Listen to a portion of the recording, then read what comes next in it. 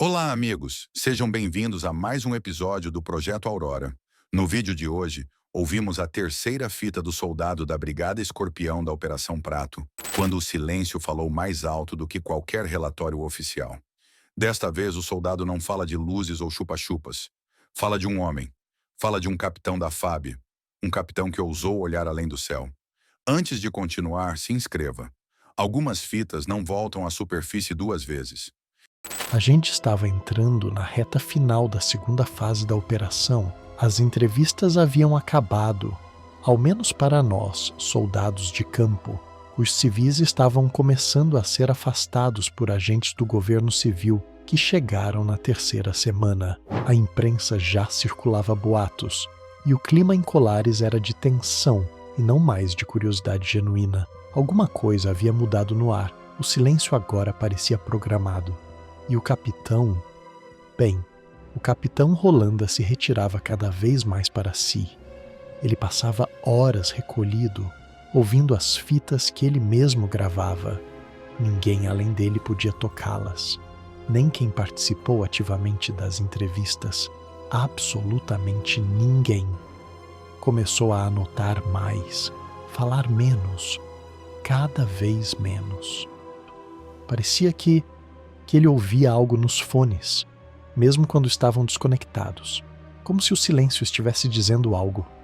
No início, o capitão era metódico, objetivo, quase seco. Mas em meados de novembro, ele mudou. Ele parou de responder perguntas simples e protocolares. Não dormia mais nos mesmos horários. Teve um dia que o vi na praia antes do amanhecer.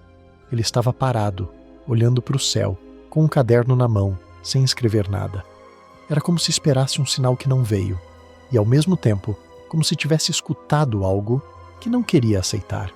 A luz não tinha aparecido naquela noite. Ele parecia frustrado.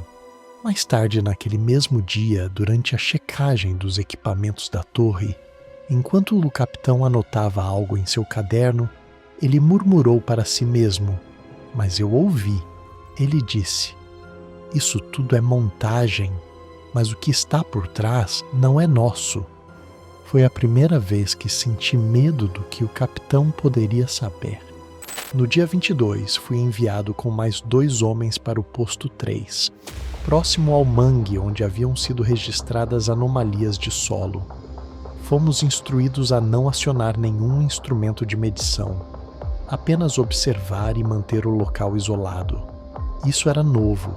Nem mesmo os aparelhos podiam ser ligados. Ao chegar, encontramos o capitão já lá, sozinho. Estava sem uniforme, apenas com camisa branca, suada, e os olhos vermelhos como quem não dormia havia dias. Ele nos olhou e disse: "O que estamos fazendo aqui é um espelho. Eles criaram um reflexo e estão esperando ver quem se reconhece."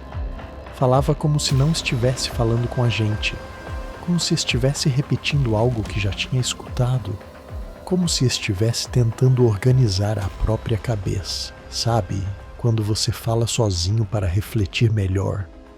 Perguntei ao capitão quem era eles. O capitão não respondeu. Não me repreendeu. Apenas se virou. Na manhã seguinte, o capitão requisitou o bloco.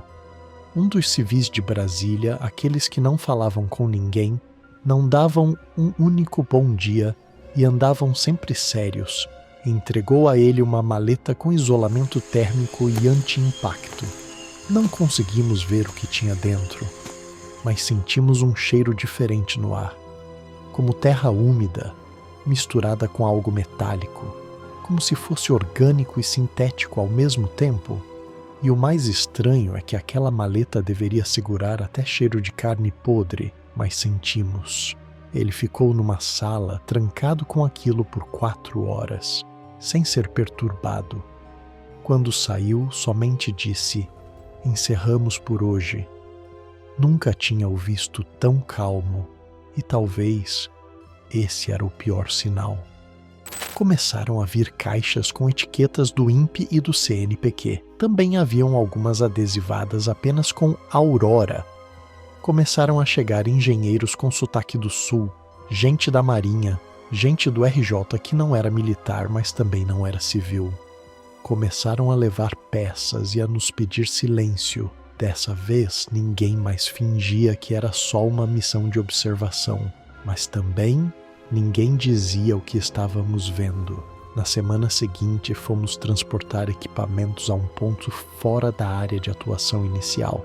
A selva era diferente ali, mais fria, mais densa, mais selvagem. Ao deixarmos uma das enormes caixas, encontramos uma abertura no solo, do tamanho de um ônibus tombado. Tinha cheiro de ferro e orvalho, mesmo ao meio-dia. Ali, o som da floresta era diferente, como se estivesse em expectativa também. Lá dentro, um bloco translúcido. Parecia vidro esculpido, mas tinha pulsação leve, como pele de animal dormindo. Um soldado do nosso grupo desmaiou sem causa física. O outro simplesmente vomitou. E então fomos afastados por superiores. Apenas o capitão Rolanda lá permaneceu. No dia seguinte, o capitão me chamou e falou com voz baixa. Você viu só o que deixaram você ver, mas lembra disso. Nem toda farsa é mentira. Às vezes a mentira é só o pano para cobrir algo que ainda nem tem nome. Foi a última vez que ouvi sua voz com clareza. Nunca mais ouvi. Fui removido da operação no dia seguinte e enviado de volta a Manaus, sem explicação.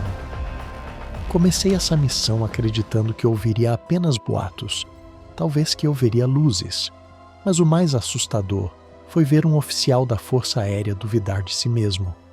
Hoje, quando penso que escuto a voz do capitão, com aquele tom seco e objetivo, eu me pergunto, o que mais eu poderia ter visto? Bem, eu nunca mais fui o mesmo depois daquilo. De vez em quando fecho os olhos, ainda vejo as luzes, as marcas dos chupa-chupas e principalmente o bloco translúcido que parecia respirar, como se tudo fosse uma metáfora e estivessem apenas esperando eu entender. Oficialmente, o capitão Rolanda deu parecer para encerrar a missão. Ele era da Força Aérea, treinado para relatar, ordenar, não para sentir. Mas naqueles dias finais, ninguém explica o que ele viu. Se até o capitão Rolanda duvidou, o que resta para quem só vê o que mostram? Se você chegou até aqui e quer mais conteúdos como este, inscreva-se no canal e ative o sino. A última fita do Sold SQ-014 já está sendo decodificada.